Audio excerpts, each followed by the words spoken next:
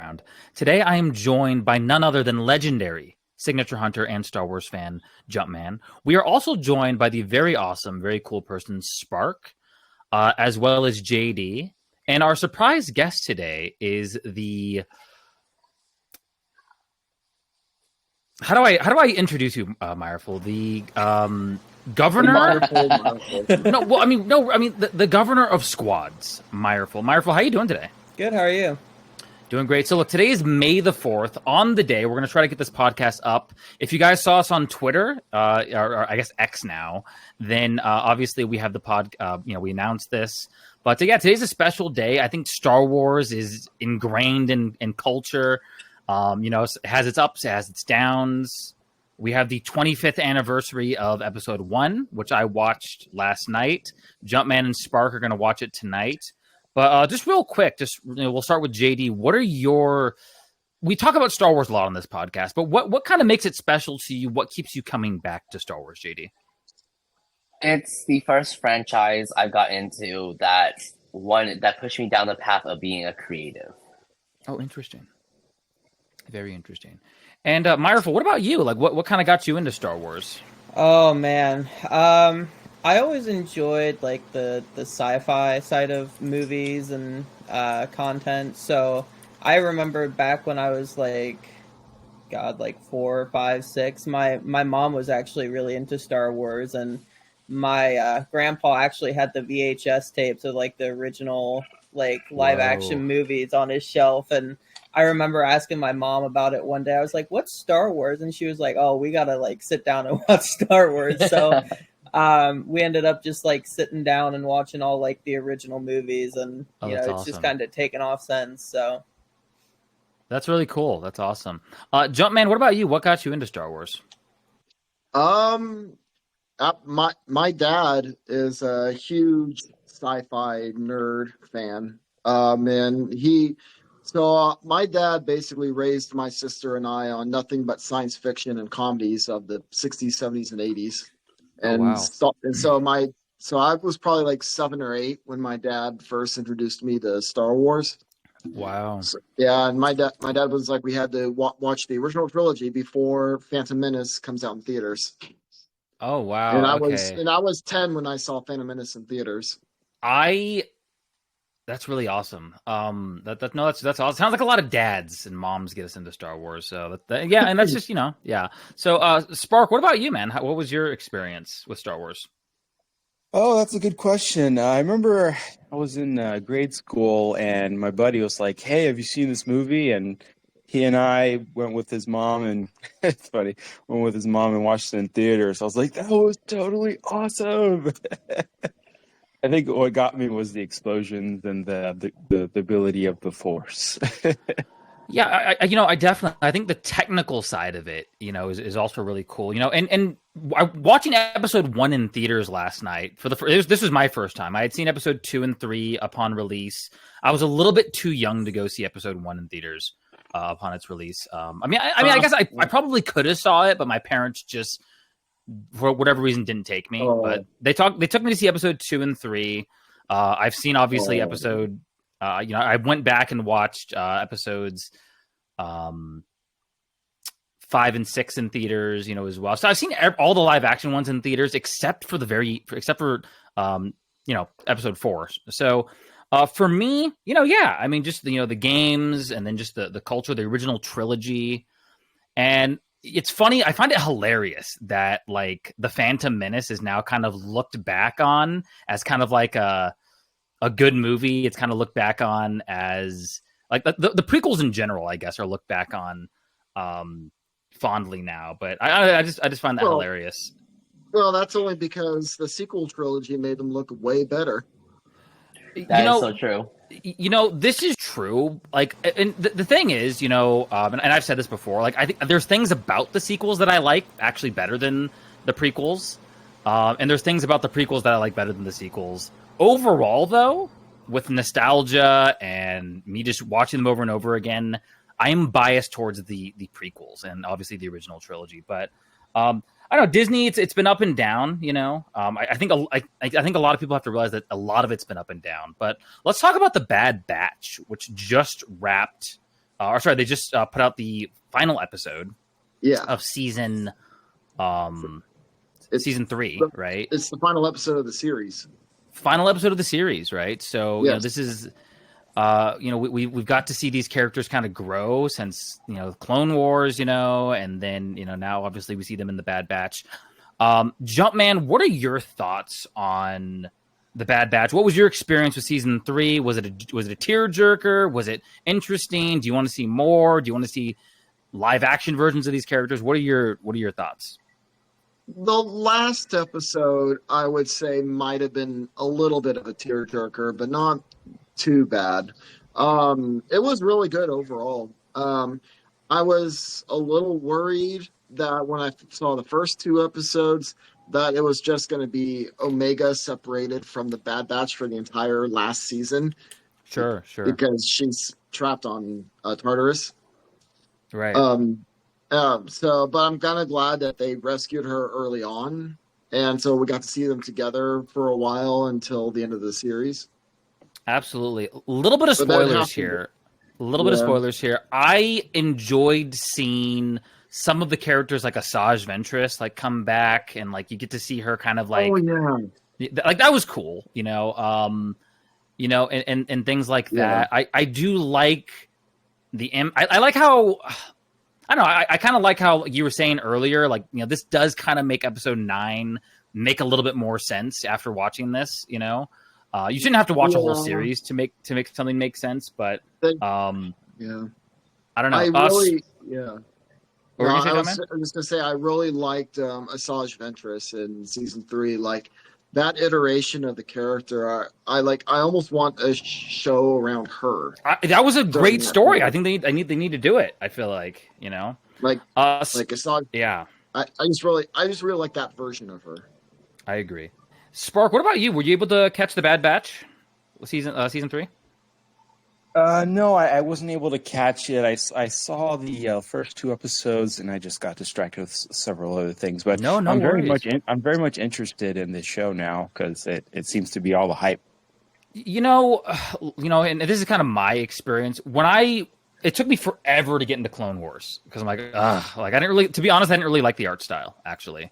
But my buddy's like, hey, just check it out, just watch it, and I watched it, and it was like, wow, this is really good, this is really well done, Meyerful, what do you watch the Clone Wars? Have you watched that series? Yeah, I've watched pretty much all of the Clone Wars. I would say probably the Clone Wars was my go-to animated series that I watched, growing up for the most part.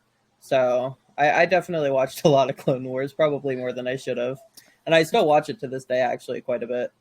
Yeah, I need to it's such a great series, and it just gets better. It goes from good to and then it gets better and better and better. Did you ever watch the original the 2D animated Clone Wars series? Did you ever watch that one? I don't think I did, no. That one is it's unless you're a really hardcore fan, I don't think it's necessary. I think the 3D animated series is a lot better, but there's a lot of interesting concepts in that 2D animated series. But yeah, I don't know. So, real quick, JD, were you able to catch season 3 of the Bad Batch?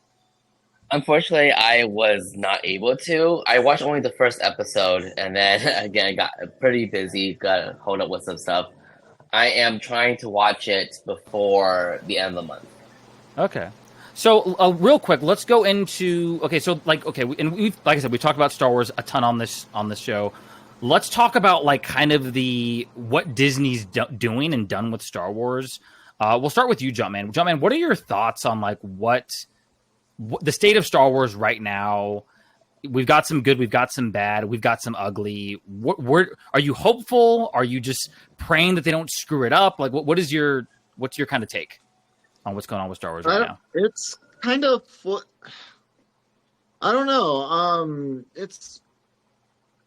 I'm looking forward to Ahsoka season 2. We just got a new trailer today for the Alkalite series. I'm actually really looking forward to the Alkalite series. I think the second trailer definitely has made me a little bit more optimistic. I'm still super duper skeptical. Myraful, what about you? Like, what do you, I know Disney, like this big evil corporation. What are your thoughts on the whole thing? Well, personally, kind of as I said earlier, I'm a bit more fond of the original trilogy of movies. Sure, I agree. Some of the newer stuff I could probably do without, in my personal opinion. Sure. It's kind of, in my opinion, seeming like Disney's kind of just like scrounging around for kind of whatever they can throw our way for Star Wars stuff. Because they've pretty much said that, in the aspect of like what they could pull out of the original trilogy, they already have. So there's not really a whole lot of room to grow off of that. So it seems like they're trying to add a lot of stuff that's kind of not as relevant to the Star Wars universe. Yeah, and like Boba Fett, for example, like that series, it's sad because like Boba Fett is such an iconic character, and there's so much they could have done with that series. And I felt like it wasn't like it wasn't vomit inducing, but like it was just kind of like a little bit disappointing, And then it turns into like the Mandalorian, like season 2.5 towards the end there, and. Andor was really good. Like I have to admit, Andor, in my opinion, this is just my opinion, is worthy. Like that's a worthy series. It's really good. But I don't know. As far as like, I mean, Ahsoka was okay. Obi-Wan was okay. The Mandalorian, I think season 1 and 2 were good, and I think season 3 was okay. But like for Star Wars. And JD, let me know what you think. Like for Star Wars, okay is not good enough. Would you agree with that, JD, or what are your thoughts on that? No, I totally agree with that because we were expecting more from those series, especially from Obi-Wan Kenobi series. I was expecting more from it, but like what we got from it wasn't really what we all expected it to be. I'm happy that it exists because like I always wondered, but like expectations lead to disappointment. I was very 50-50 on that one. And the thing is, it's hard. It's like the original trilogy. We're not just talking about some of the best sci-fi movies, but probably some of the best movies, like period, technologically and as far as storytelling and things like that goes. So it's so hard to top that, and I think the problem with Disney is they're treating Star Wars like Marvel a little bit, where they're just, I mean, Marvel, and this is going to sound really controversial, but like there's always been bad Marvel movies. There's always been you've had Elektra, right? We had Elektra, we had but I mean, even before the MCU, we had like a lot of bad Marvel movies. Punisher Warzone. I love Ray Stevenson's, rest in peace, but Punisher Warzone was just not like amazing. So but the problem is they just keep pumping them out, right? And I kind of agree with Myraful in the sense that like make a story that is relevant to the Star Wars universe, and they've had so many opportunities, like with Battlefront 2. That story could have been interesting, like seeing things from the Empire's perspective. I am excited for Tales of the Empire. What they did with Tales of the Jedi, like seeing like young Count Dooku, like that was amazing. But I don't know, Spark, what are your thoughts on kind of what we're saying?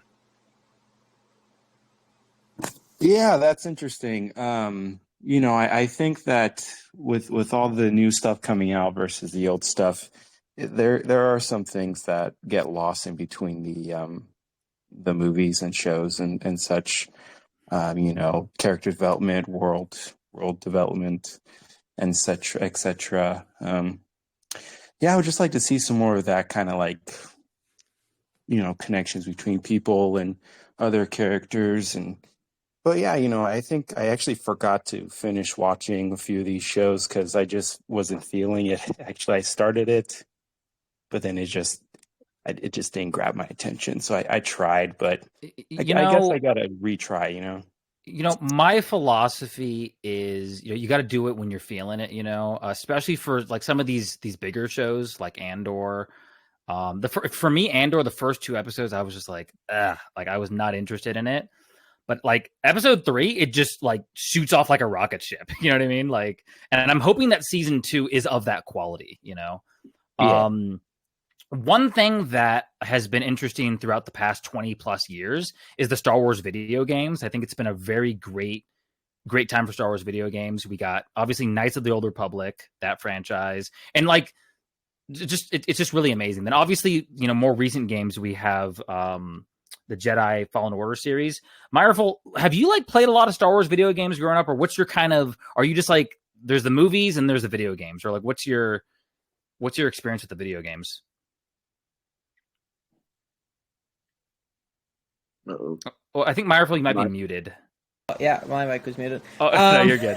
No, you're good. I grew up playing a lot of Star Wars video games. Personally, the one that I played the most was the Battlefront 2 on the PlayStation 2. Okay. The 2005 edition. That was like my go-to for like the longest time. I wasn't too big of a fan of like the MMO games that they had back in the days. But kind of more recently, like the new Star Wars Battlefront 2 that they put out. I almost feel like in a way, like with the redo of their Star Wars Battlefront, it kind of ruined like the original like vibe of Battlefront 2 for me. Not like the newest one that they put out of like the classic collection. Yeah, the classic collection. That one was pretty good overall. I feel like, given the few bugs that it had, and the bit of controversy it had, but overall, like I think it was like 2019 that version or the 2015 version of Star Wars Battlefront 2. It was just like a whole different dynamic than what I was expecting with the PlayStation 2 version of it. So, I agree. It kind of like, in my opinion, if they're gonna use the same sort of naming convention, it should have been a similar game.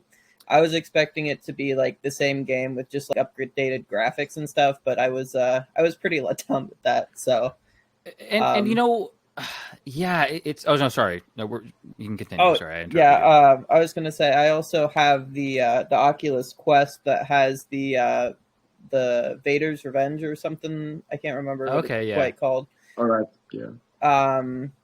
Which is actually a lot of fun. I don't know if you guys have ever like played that Star Wars game on the Oculus, but it is a lot of fun. I need to get an Oculus. Yeah, it's a lot of fun standing there reflecting laser bullets with a lightsaber. I'll tell you that much. No, that's and I think like what makes this franchise special, because like this is weird. Like I remember watching and like pretty much every Star Wars movie, and tell me if you guys experience this exact same thing. When the regardless of good, bad, ugly, when the Lucasfilm logo pops up, people start cheering. Have you guys like noticed that when you go to like the movies? Oh yeah, it's really interesting. A dude, when I was watching Rogue One, a dude was crying. I'm like.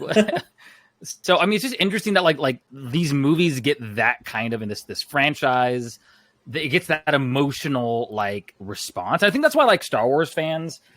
There's a funny saying that says that like Star Wars fans hate Star Wars the most, which is true. Yep.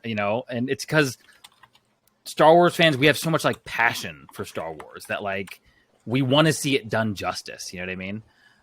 Did you guys ever play the pod racing game on the PlayStation 1? And yes, that Star Wars Episode 1 Racer. Yeah, I wanted to say something about that too. I actually played Star Wars Pod Racing on my N64 when that came out. That was too. I really hope like they do a remake of that or a remaster of that. Oh, I think they did actually. They did. They did? Check it out. It's really fun. For Pod Racing, yeah. For what system? Everything, Switch. I think. Yeah, Switch, PS, PlayStation, Xbox. I was playing Pod Racing on my Switch. Where was I when they announced this? JD, this game came. It's for PS4. This game's it's amazing, man. It got released like 4 years ago. No, I think no, it wasn't that long ago. I thought it was just last year. No, it was that long ago, dude. It was 2020, man. Oh, okay. Yeah. Whoa. Okay. But that was actually 2020 was during the time of COVID. So, yeah. Believe me, I was there. That game is it's a fun game. So, but I don't know. Like, what were you gonna say, Jumpman? Yeah, another thing that they brought back onto Nintendo Switch was Star Wars: The Force Unleashed, which was a game that I loved playing when that first came out.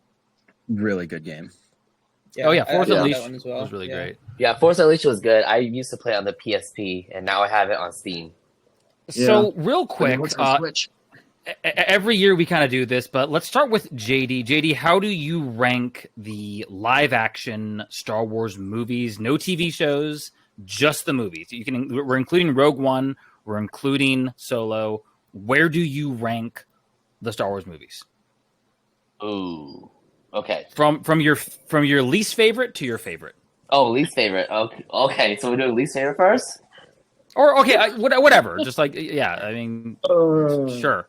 Least favorite is what has to be the sequels, right? Which In any sequel? order. Oh, in any or all of them. Okay. Yeah, right. all of them, any order. And then from there, Solo was okay. I didn't like Solo that much. And then afterwards, Rogue One. Then from there, the prequels, and then of course, obviously the originals. Interesting. So when it comes to the prequels, I'm gonna switch around a little bit. So for me, one is gonna be episode one's gonna be first, and then switch episode. Actually, no, yeah, that's right. 1, 2, and 3. Yeah, just keep it in the same order. Yeah. Okay. Jumpman, what about you? And Jumpman, you can go from your favorite to your least favorite or least favorite to favorite. Just let us know ahead of time. Okay. I'll start from least favorite to favorite. Okay.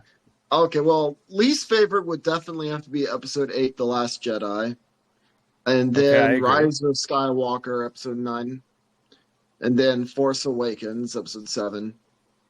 And then after that would probably be episode 2, Attack of the Clones. Or, no, I take that back.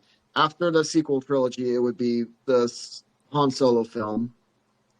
And then it would be Attack of the Clones. And then Phantom Menace. And then I want to say Rogue One after that. And then Revenge of the Sith. So Revenge of the Sith better than Rogue One, but Rogue One's still agree. better than... Yeah.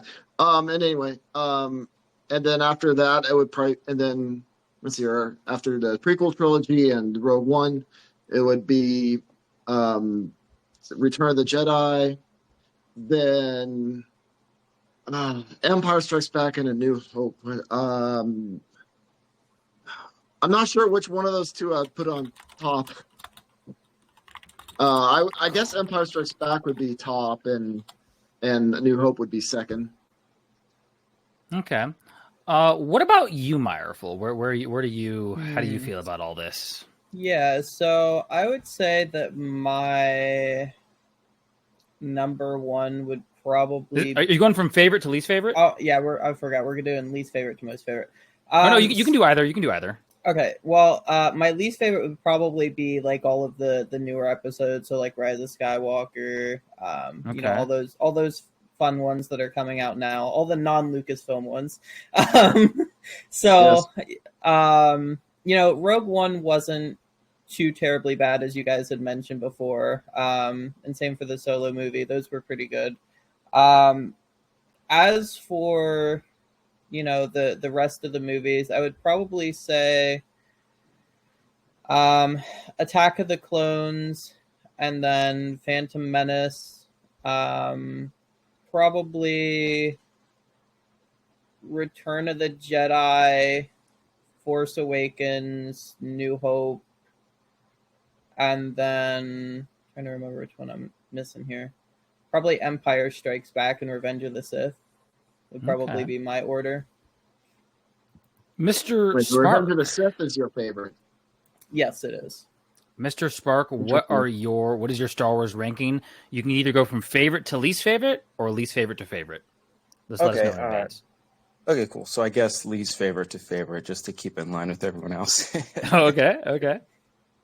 So are we including the animated movies or no? No. Live action only. Live action. Oh, okay.